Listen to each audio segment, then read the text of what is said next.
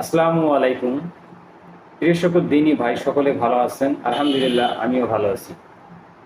দরুদ ও সালাম বর্ষিত হোক মানবতার মুক্তির দূত প্রিয় নবী হজরত মুহাম্মদ সাল্লাল্লাহু আলাইহি সাল্লামের উপরে এবং তার পরবর্তী প্রজন্ম যারা কিনা দিন ইসলামকে আঁকড়ে ধরে আছে। আমার আজকের টপিকের বিষয় বাংলাদেশে ইসলাম কিভাবে চলে আসলো, এই সম্পর্কে সংক্ষিপ্ত আকারে কিছু কথা বলতে চাই। এখানে আমি যে বিষয়টা পেয়েছি যে বাংলাদেশের ইসলাম প্রচার করেন অনেকের অনুমান করা বা অনেক আগের একটা গবেষণা করা, যেখানে পঞ্চগ্রামের মসজিদটি নির্মাণ করা হয়েছে, যা 690 খ্রিস্টাব্দে সংস্কার করা হয়। পরবর্তীতে মতিউর রহমান বসুনিয়া রচিত এই গ্রন্থে রংপুরের দিনী দাওয়াতের এই গ্রন্থটার নাম হচ্ছে রংপুরের দিনী দাওয়াত। এখানে বলা হয়েছে যে গ্রন্থে মসজিদের বিশদ বিবরণ আছে। দেশে ইসলাম প্রচার করে ইখতিয়ার উদ্দিন মোহাম্মদ বিন বখতিয়ার খিলজি।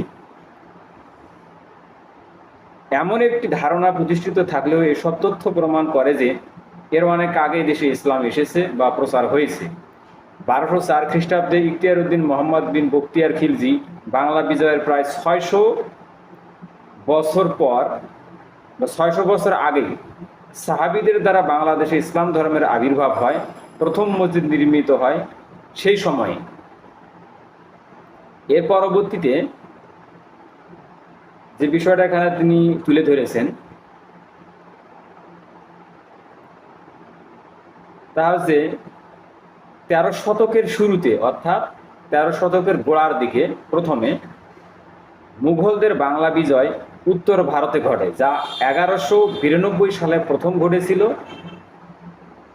প্রধানত মোহাম্মদ ঘুরি এর অভিযানের পরিণাম হিসেবে জায়গা নেয়।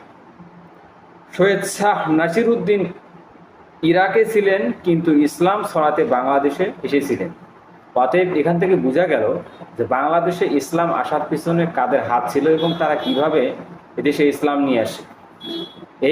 এই গ্রন্থগুলো থেকে যে বিষয়টি উদ্ঘাটন করা গেল তা হচ্ছে বাংলাদেশে অলি আউলিয়ার কথা আমরা যা বলি তা মোটেও ঠিক নয়।